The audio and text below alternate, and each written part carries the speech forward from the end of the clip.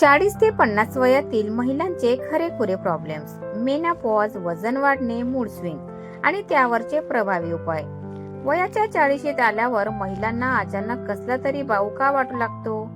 कोणालाही न सांगता आतल्या तळावंसं वाटतं, डोकं सतत भणभणतं आणि वजन तर असं वाढतंय की जणू काही वाळूत उभी असलेली विटच झाले आपण.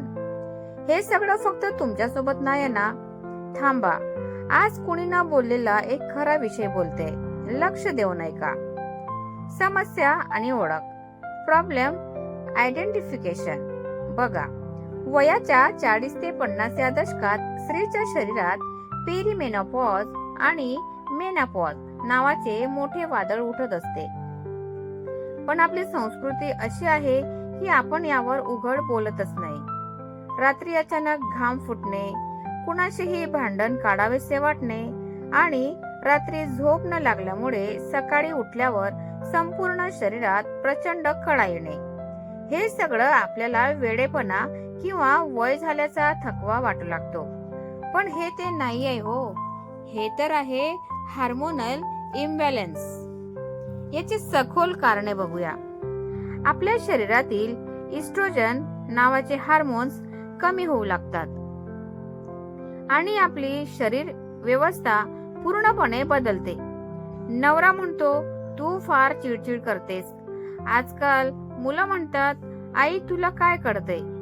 आणि आपण मनातल्या मनात कुडत बसतो, अरे पण स्वतःची काळजी घ्यायची वेळ हीच तर असते.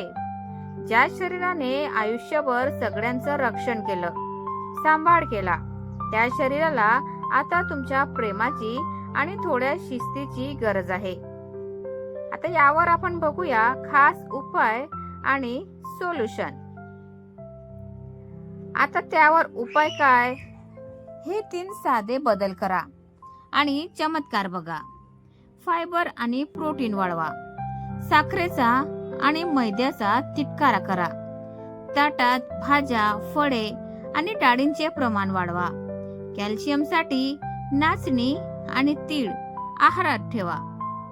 स्ट्रेंथ ट्रेनिंग म्हणजे व्यायाम, फक्त चालायला जाणं पुरेसं नाही.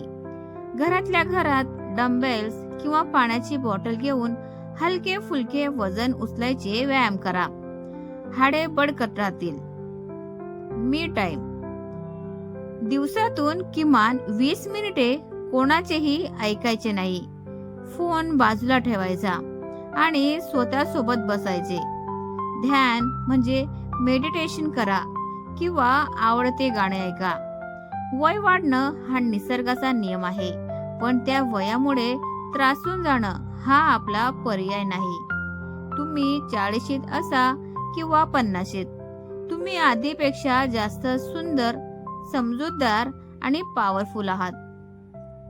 हा व्हिडिओ तुमच्या अशाच मैत्रिणीला किंवा आईला पाठवा, जिची तब्येत बिघडते पण ती उघडून बोलत नाही. आणि चॅनलला फॉलो करायला विसरू नका. धन्यवाद. Thanks for watching.